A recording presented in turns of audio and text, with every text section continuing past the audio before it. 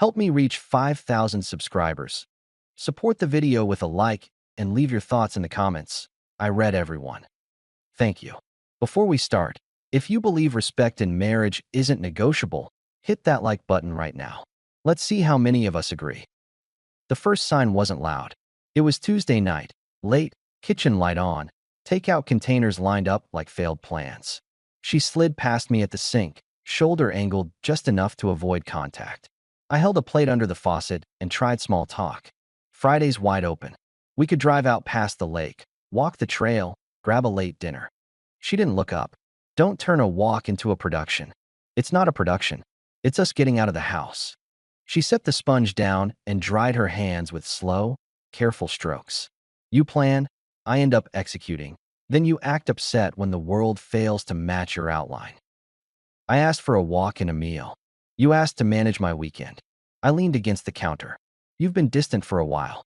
I'm trying to meet you halfway. You always think it's distance. Sometimes it's me not wanting to perform. Perform what? She opened the cabinet, took a glass, then changed her mind and put it back. The role, she said, smiling, hand-holding, nodding at your stories. The whole supportive act. It's our life, not a play. Depends who's watching.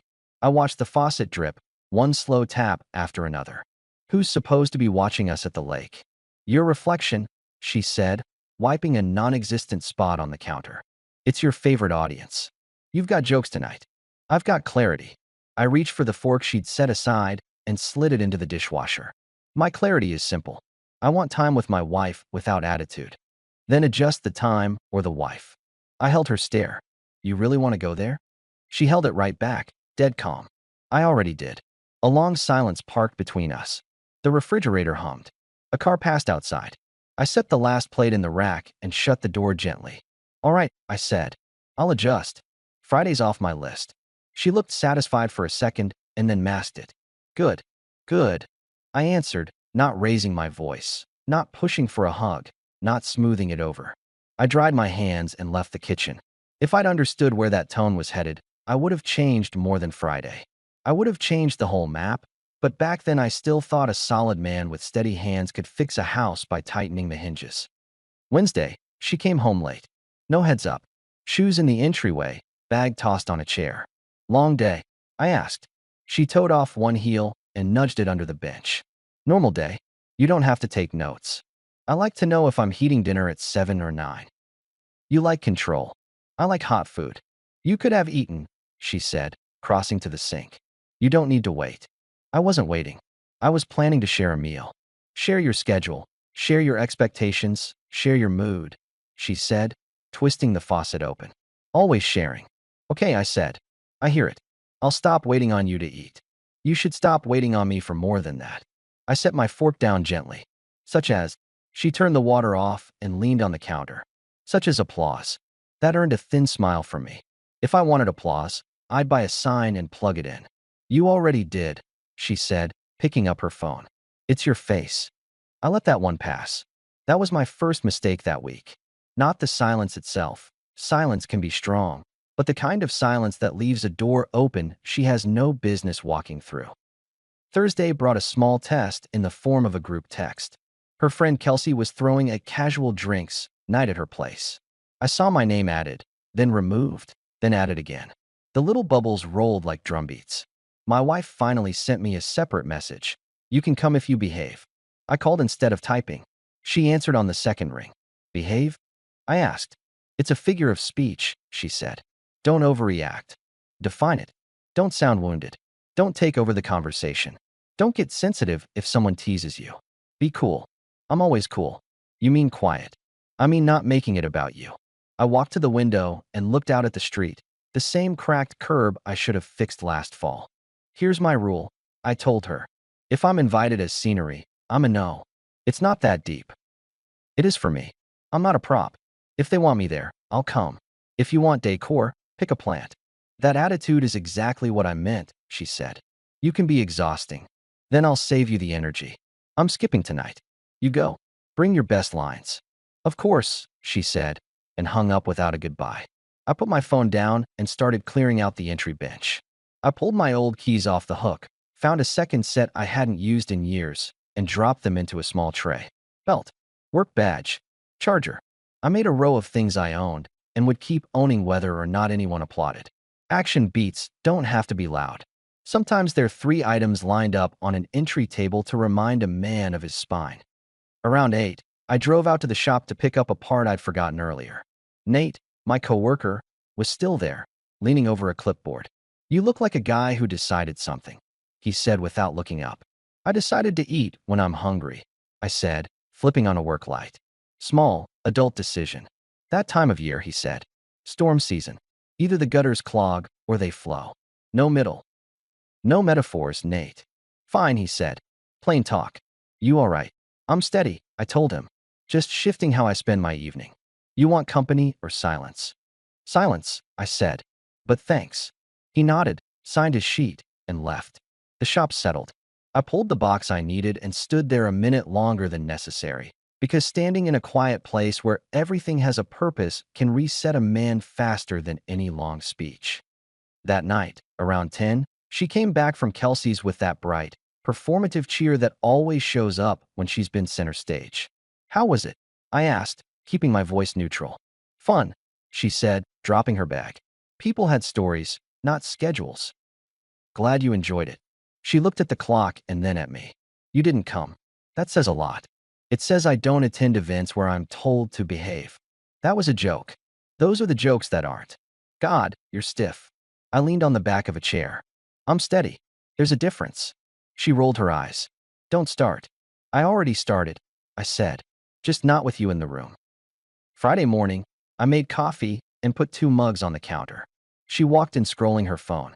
"Want one?" I offered. "I'm cutting back." "On coffee or on me?" I asked. Her thumb paused. "Is this going to be the tone all day?" "No," I said. "Only while we're honest." She put the phone down and took the mug anyway. "So honest. You've been fixated on us lately. Because it's been slowly replaced with you." "That's dramatic." "It's arithmetic," I said. 1 + 1 = 2. Lately it's been 1 + 1 equals that same 1. She sipped, made a face. "Too strong." "Adjust it," I said. "Milk's in the fridge." "Could you?" "No," I said. "You're capable." She set the mug down a little too hard. "Can you not be petty about pouring milk?"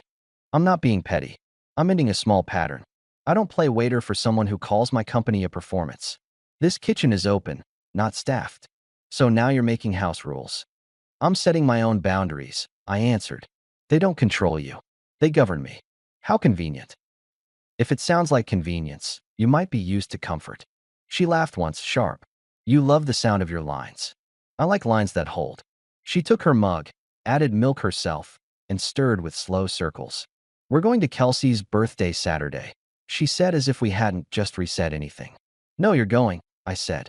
"I'm working on the truck in the morning, meeting Nate for lunch, and taking the afternoon for myself. If I have any social energy left, I might stop by my parents'." "We agreed weeks ago." "We didn't agree. You told me, and I didn't push back. That was my mistake." "So you're canceling last minute?" "That makes me look bad."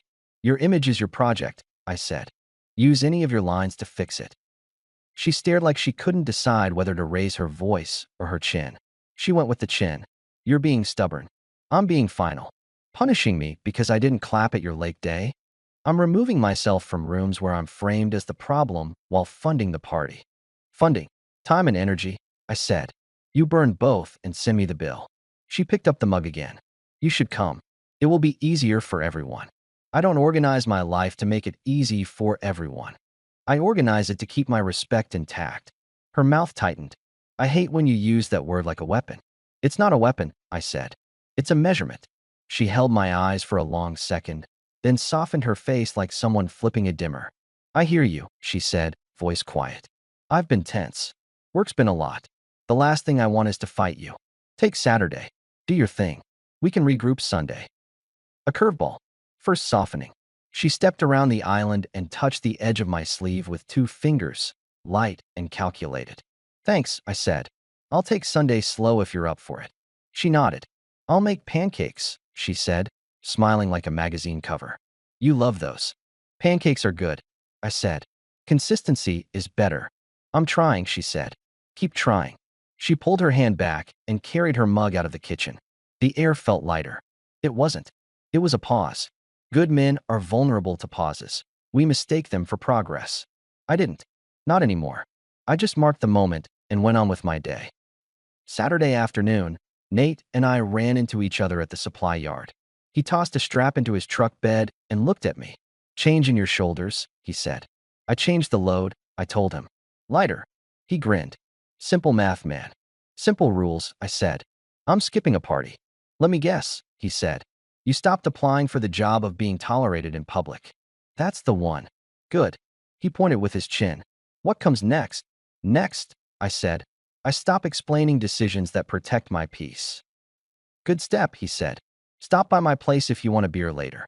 "Maybe," I said, keeping the day open. When I got home, she was getting ready for Kelsey's party. Hair done, dress chosen, perfume sprayed once more than necessary. She watched me drop a small duffel by the closet. "What's that?" she asked. "Tools and a change of clothes," I said. "I'm working in the garage a while. If I get greasy, I don't want to track it in." She had the bag. "That looks like a weekend bag." "It's a bag with a zipper," I said. "Don't read fiction into luggage." She clipped on earrings. "You sure you won't come?" "It would settle things." "Things aren't a glass of water. They don't settle if you stop stirring. They settle when you stop touching the glass." "I don't do riddles." "I know," I said. "That's why I'm speaking plain." She turned to the mirror and adjusted one earring, then centralized a necklace. "If people ask where you are, tell the truth," I said. "I made other plans. They'll think I can't keep my husband interested." "That's not your job. It's mine. And you don't get to use my presence as proof that your theater is a home." She held my eyes in the mirror. "You're so dramatic when you pull away." "I'm plain when I pull away," I said. "You just finally hear me." Her lips pressed. Then she switched to another register. Soft, lighter, artificial warm. "All right," she said. "Be with your tools. Be happy. I'll see you later. I'll bring you cake." "Bring yourself," I said. "Keep the cake." She left with that feigned ease people wear like a borrowed jacket. I spent 2 hours in the garage. Not because the truck needed that much work, because I did. Turning bolts to torque specs is meditation. When you do something right, it stays tight. People are looser. Evening came. She returned later than planned. Laugh still stuck to her cheekbones. She tried to slide it off when she saw me on the couch. "How was your day?" she asked. "Productive," I said. She kicked off her shoes. "People asked about you." "I'm sure. I said you were busy and that we're good." "Are we?" "We're communicating," she said. "That's good." "Talking isn't always communicating," I told her. "Sometimes it's just moving air." Her shoulders stiffened. "I can't compliment you without you turning it into a line. I can accept compliments from people who treat me like a partner." "I do. You treat me like a resource and a reputation buffer." "Wow," she said, voice flat now. "You read a quote and decided to live it." "No quotes. Just observations." She exhaled through her nose and went to shower. Another pause. Another small reset. 2 soft patches in 2 days. I marked both. Pauses always precede the swing. Sunday we actually made pancakes. We stood side by side at the stove like any normal couple. She poured batter. I flipped when bubbles formed. For a few minutes it felt like how strangers think marriage looks on a good day. "Maple syrup?" she asked, sliding a plate toward me. "Sure." She set the bottle down. "I meant it, you know. I don't want to fight you. I'm just tired." "We can be tired and respectful at the same time," I said. "They aren't opposites." "I know. We lost that balance." "I know," she said again, softer. "I'll do better." "I appreciate the words," I said. "I respond to patterns." "Fair." We ate. We even watched a show. She tucked her feet under her and leaned against the arm of the couch. We didn't cuddle. We didn't need to force it. The day landed neutral. I counted that as a win. That's the trap. Neutral is not a win when it follows a loss. It's a ceasefire. There's always a clause at the bottom of a ceasefire, tiny print, filed under. Until Monday morning, she paused by the door with her bag. "Can you handle the dry cleaning?" she asked. "I can handle my own," I said. "Yours is on your list." She blinked. "We always drop it together." "We used to," I said. "New week, new split." "So we're back to ledger marriage?" "I'm back to not doing chores for someone who treats me like an assistant in public. If you speak to me like a partner, I'll act like one." She opened the door and turned back. "Then tell me you'll take it today." "No," I said. "That's the point. She left. I picked up my notepad and wrote 3 lines. 1. Budget, separate. 2. Events, opt-in only. That afternoon, I opened a new checking account for my pay. I set our shared expenses on autopay from a limited, shared pot and moved the rest to my private account. Clean. Adult. Not petty. I set a calendar rule too. No obligations with her friends unless I chose them for my reasons. I didn't announce any of this with a speech. I left a printed copy of the new budget plan on the fridge, simple columns, equal amounts, no commentary. When she came home, she scanned it and looked up slowly. You made a spreadsheet. I made a boundary. You're turning our house into a business. No, I said. I'm giving our house a chance to feel like a place where both people pull their weight without sarcasm. You think you're so noble. I think I'm done handing out blank checks for disrespect. She laughed without humor. Write a book. Live a life, I said. She shook her head and walked past me. An hour later, she came back from the bedroom with a new face on. Bright, concerned, sweet.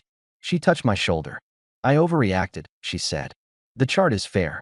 I just felt blindsided. You weren't blindsided, I said. I've been saying the same thing all week. I just put numbers next to it. I know, she said. I'm sorry. Thank you. She sat beside me.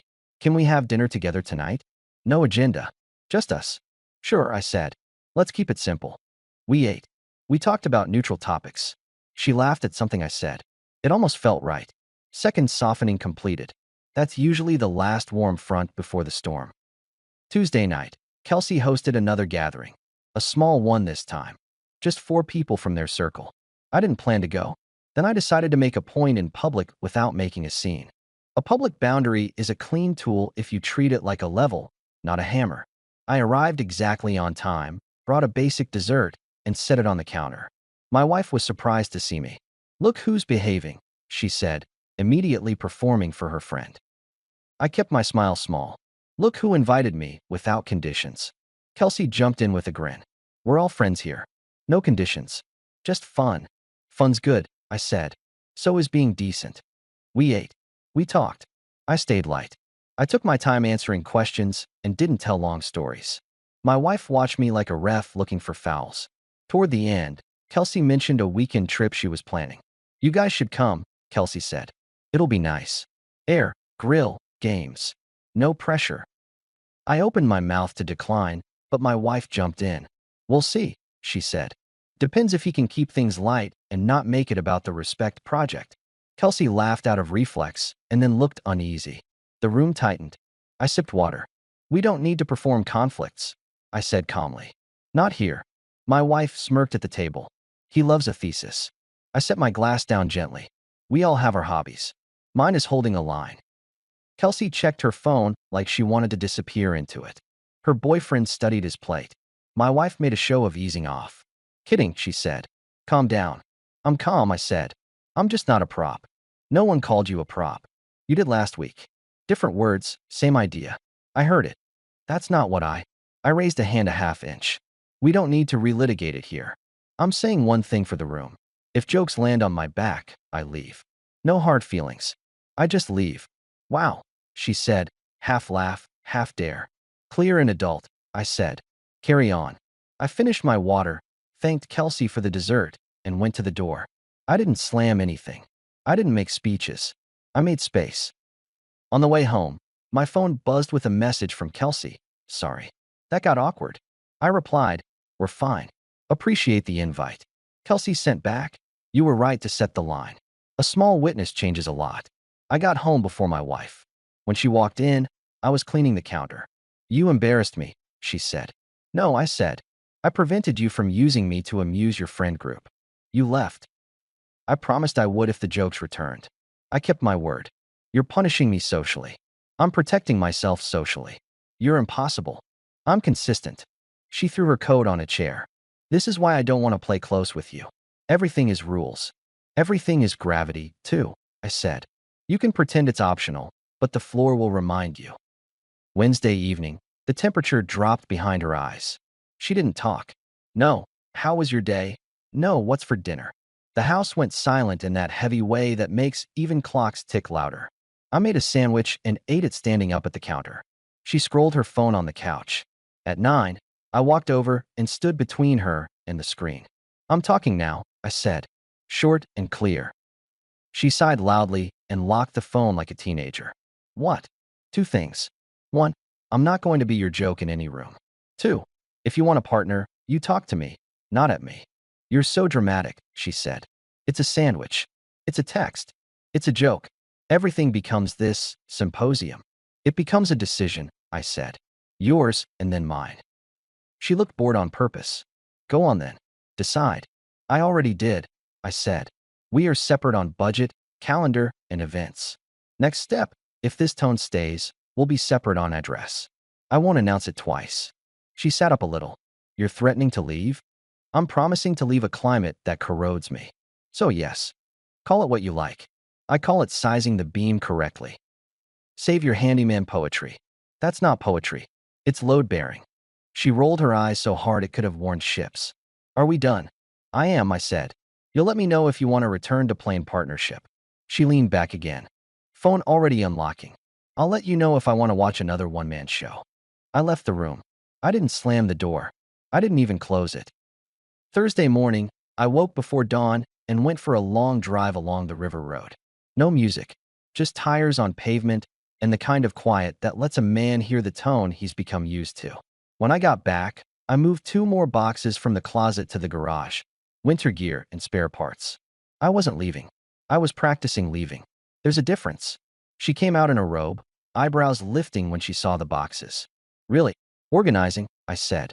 She poked one boot with her toe. Spare parts for what? Your dramatic exit. For a life that's mine to run. She shook her head. You've made a hobby of pretending you're above emotion. I'm full of emotion, I said. I just don't let it drive. I can tell, she said dryly. You've turned into a program. You've turned into a critic with a permanent seat, I said. We can trade back. You get a seat at my table when you act like you want to eat with me. Are you done? Not yet, I said. There's one more thing. She looked like she regretted asking. What? If you push, I'll go. If you pull, I'll separate. Either way, I'm not staying in fog. She laughed once. Fog. You rehearsed that. No, I said. I wrote it on the way home in my head and decided it was accurate. She poured cereal into a bowl like she was punishing the box. You're not moving out. Stop. Nothing to stop, I said. It's all motion now. Friday, the day the line finally snapped. Work ran late. I texted at 6, running an hour behind. Want me to pick up dinner? No reply. I called at 7. Straight to voicemail. I picked up groceries anyway. Plain stuff, nothing fancy. When I got home, the living room lamp was on and the rest of the house was dark. She was on the couch, legs tucked under her, watching something on her laptop with headphones on. The air felt cool and staged. I set the bag on the counter, took a breath that didn't ask for anything, and walked over. She didn't look up. I waited until the scene on her screen ended. No rush, no begging attention. When she lifted the headphones to adjust them, I leaned down to hug her, calm and simple, the kind of solid contact that says, we, without any pretty words. She put a hand on my chest and pushed back, not hard, not soft, just enough to make the point. Her eyes locked on mine with that flat, measured look she saves for lines she's rehearsed in the mirror. Do you really think you've earned that after your behavior? The volume on the word, earned, wasn't loud. It was precise. It wasn't about the hug. It was about the frame. I didn't argue. I didn't ask what my behavior meant. I didn't negotiate for a different version of me in a different room. I straightened up, nodded once, and stepped back. Got it. She slid the headphones on like we'd concluded a meeting. I went to the bedroom. I took the small black duffel from the closet, the one she'd mocked 2 days earlier. I folded shirts, socks, 2 pairs of jeans. I added a notebook, a pen, my toothbrush, a phone charger, and the coin my father gave me when I got my first real job. I didn't pack to run. I packed to be honest. In the kitchen, I tore a page from the notepad by the phone and wrote 5 words. I didn't add a lecture. I didn't underline anything. I put the note on the table where the light hit it clean. Earn my return. I set my house key on top of the paper, not because I was done forever, but because I was done proving I belonged in a room I paid for with a straight back and steady work. She didn't look up when I walked to the door. She didn't ask where I was going. She probably thought I'd cool off in the garage and come back to apologize for being made of lines. I drove to my parents' place on the south side. The road was clear. The old elm by their mailbox looked the same way it had when I was a kid, patient. I parked, grabbed the bag, and knocked even though I had a key. Dad opened the door before the second knock. He took one look at the bag, then at my face, and moved aside. "Coffee or water?" he asked. "Water." He poured it without a speech, handed me the glass, and waited. Mom was out of town visiting my aunt. The house smelled like old wood and something simple in the oven. "Bad?" he asked. "Done," I said. He nodded. "You moving out for good?" "I'm moving out of a tone," I said. "Where I land is up to both of us. But I'm done begging for normal." He sat at the table and motioned to the chair across. "I could say a lot. I won't. I'll say a little. You don't need to be right. You need to be proud of the man who brushes his teeth in the morning." "I am," I said. "Then you're on track," he said. "We've got the spare room made up. Sheets are clean. Shower's hot. Thanks." He tapped the table once. "You tell her anything?" "I left a note. She'll call. I'm sure. You picking up?" "Not tonight." He nodded again. "Eat something. Then sleep." I ate. Then I slept like someone who put something heavy down. Morning brought messages. 5 missed calls. 3 texts. The first, "Where are you?" Second, "Seriously?" Third, "This is childish." Fourth, "We need to talk." Fifth, "Come home." I put the phone face down and joined Dad for eggs and toast. He didn't ask to see the messages. That alone lowered my blood pressure. At 9, I sent one reply. "I'm at my parents'. I'll talk Sunday at 3. If you want to talk sooner, text in one message what you want to say. I'm not doing circles." She wrote back. "So now I have to schedule a conversation with you like I'm an employee?" I didn't respond. A minute later, "Fine. 3. Then, bring the key." I wrote. "It's on the table." Dad and I ran a couple of errands. I grabbed a few more clothes from a store near their place. Back at the house, I called the landlord.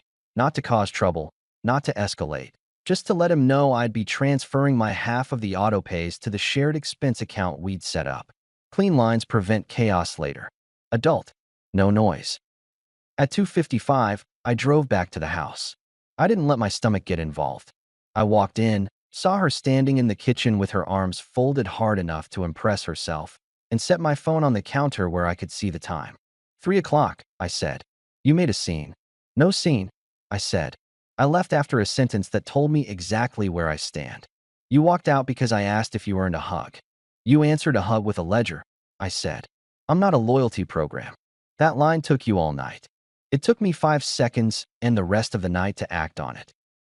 She snapped back. "You're punishing me. I'm showing you what happens when the meter flips from respect to scorekeeping. I'm not staying in a house where basic closeness gets treated like a merit badge." She opened her hands like she was presenting the evidence. "Do you have any idea how you've behaved for months? The lectures? The lines? The constant tone?" "Yes," I said. "I have an exact idea. I measured it. I carried my weight. I asked for normal. You handed me conditions. You made a sport of public digs and then called me dramatic when I refused to be the target. Last night you made what should be the simplest contact into a test I had to pass. You act like you're blameless. I act like I'm done performing." She took a breath that tried to be steady and wasn't. "You left a note like you're the judge here." "I left a note that tells the truth of how I'm living," I said. "Earn my return. Not with theater. With respect that doesn't depend on an audience." "You love that word. It's the only one I won't compromise." "So what? You move back in if I memorize your rules. You talk to me like a partner. You stop using me as a punchline. You stop turning goodwill into currency, and you'll find me in the same room again. Not because you passed, because the room makes sense. And if I don't, then enjoy the quiet," I said. She stared, waiting for me to blink first. I didn't. She tried a new tactic, warmth again. Heavier this time, like syrup on cold pancakes. "I'm sorry," she said. "I am. I miss us. This has been off. I want to fix it." "I believe you want to feel better today," I said. "I don't believe you've changed." "You're impossible," she whispered. "You want me to be perfect. I want you to be decent without a witness. You're cruel." "I'm clear." She leaned on the island and rubbed her forehead like she was tired of holding it together. "So what now?" "Now," I said, "we take a month. We live separate. We each cover our half like adults. We stop performing at parties. We meet once a week, 1 hour, public place, neutral conversation. If your tone changes and stays changed, I'll consider moving back. If not, I won't. She scoffed. You're putting our marriage on a timesheet. I'm taking it off the stage. She picked up her phone and put it down and picked it up again. And if I say no? You don't have to say anything, I said. I'll handle my life either way. Of course you will, she said. That's what you love about yourself. I love living with my own respect, I said. I'd love living with yours too. But I don't rent it by the night. Her eyes went wet. Not a flood, not a trickle, just a guarded shine. I want you home. I want to be home, I said. Not in a house where a hug is a test. The clock hit 4. I picked up my phone. She swallowed. You're leaving again. For now, I said. If you change the atmosphere, you'll see me without being warned. Don't do this, she said, softer. I already did, I said. I walked to the door. She didn't follow. Weeks don't heal people. Choices do. I kept mine simple. I stayed at my parents' place. I got up early, worked hard, kept my head clean. I met her once a week in a quiet diner, sat across from the person I'd promised my life to, and listened. The first week, she was reasonable. The second, she was kind. The third, she was sweet in a way that used to melt me. Touches on the forearm, stories from when we were good, old jokes retold like talismans. I smiled, stayed steady, answered when questions were real, and ignored any bait. Every time she angled toward scorekeeping, I looked at the salt shaker instead of arguing. Every time I felt the old urge to fix for both of us, I counted to 10 and let silence do work instead of my voice. Meanwhile, I shifted my life into lines I owned. I moved my clothes to my parents' house. I set an end date for the shared lease. Clean, agreed in writing, not an ambush. I divided the last of our bills evenly and sent her a plain summary. Here's what I cover. Here's what you cover. If you need an extension, tell me once and in exact numbers. She never asked for one. Pride can be useful. It can also be fatal to a pattern. At the 4th meeting, in that same diner, she tried a new tone. Sincere, low, almost a whisper. I was harsh, she said. I thought pushing would make you try harder. I thought teasing would make you tougher. I thought keeping score would make me safe. It made us strangers, I said. I know, she said. I want to stop. I want normal closeness again. Closeness without a ledger, I said. Yes, she said. No ledger. Then you'll never say the earned line again. Not to me. Not to anyone. She nodded, eyes on the table. I won't. I believed she believed herself. I did not believe the pattern was gone. People don't change because they make mouth promises over coffee. They change when they stop enjoying the benefits of their worst habits. 2 days later, she sent me a photo of the kitchen table back home. The note I'd left, earn my return, was still there, flattened under a small glass paperweight. Her text, I read it every morning. I replied, then read it for meaning. Not as a romantic quote. Her dots blinked. I get it. We'll see, I wrote. The test arrived by itself. Saturday night, her circle held another small get-together. She invited me, no conditions this time. I accepted on purpose. You don't check the strength of a beam by staring at it. You walk under it and see if the roof holds. We arrived together. I brought a bottle of sparkling water and left it on the counter. People made small talk. My wife was bright and warm, offering snacks, touching elbows, laughing at someone's story without trying to outshine it. She left me to talk to Kelsey's boyfriend about fishing. Good signs. Halfway through, a guy none of us knew well, friend of a friend, made a lazy joke about husbands. That kind of joke. The room waited to see which way my wife would smile. She glanced at me and then at the guy and said, "He's steady." Don't confuse steady with simple. That line didn't flatter me. It respected me. It also told me she understood the difference. The roof didn't creak. On the way home, in the car, she stayed careful. "Thanks for coming," she said. "Thanks for respecting me publicly," I said. "That shouldn't be an achievement," she said. "It shouldn't, but I'm counting it anyway."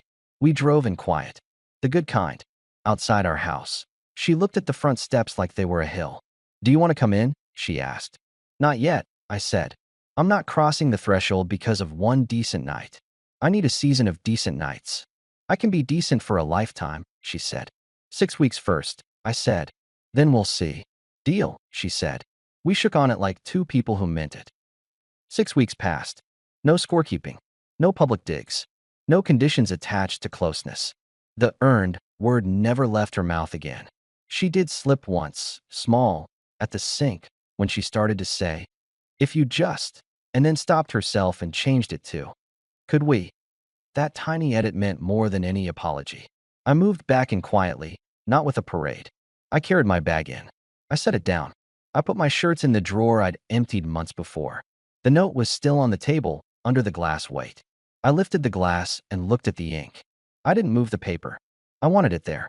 Not as a threat. As a principle. That night, we sat on the couch with the lamp on. No television, just air. She leaned closer. I didn't reach for her first. I didn't ask if I'd earned anything. I didn't hand out a report card. I just let us sit. "I want to say something," she said after a while. "Go ahead." "I thought rules were a prison," she said. "Turns out they're a map." "Maps don't force anyone to drive," I said. "They just show you where the cliffs are." "I drove toward one," she said. "You pulled the wheel." "I let go of the wheel," I said. "I stepped out." "You pulled it." She nodded. "Either way, I see it." Another week passed. Then another. We were careful, and then less careful. We were two people who stopped using each other as props and started asking each other direct questions without preloaded answers. We cut our circle down to people who didn't clap at cruelty. We used our kitchen for food and not for fights. You want a big cinematic ending? There isn't one. There's the lamplight and the notes still on the table and the quiet knowledge that if that sentence ever stops being honored, I'm out the door without a speech. Not as punishment, as alignment. That's the difference between leaving and quitting. One is cowardice. The other is clarity. I tell you this like I'd tell a friend across the table with the ice melting in our glasses. I didn't win by saying the sharpest line. I won by refusing to live in a house where lines were sharper than kindness. I didn't demand to be adored. I demanded we not keep score. And when she pushed me away with a ledger in her mouth, I put my hands in my pockets, picked up my bag, and left a 5-word truth under a lamp. Earn my return. She did. And if she ever stops, I won't. I appreciate you being here. If the story made you feel something, drop a like, share your thoughts below, and subscribe for more. Every bit of support helps me keep going and bring you new stories.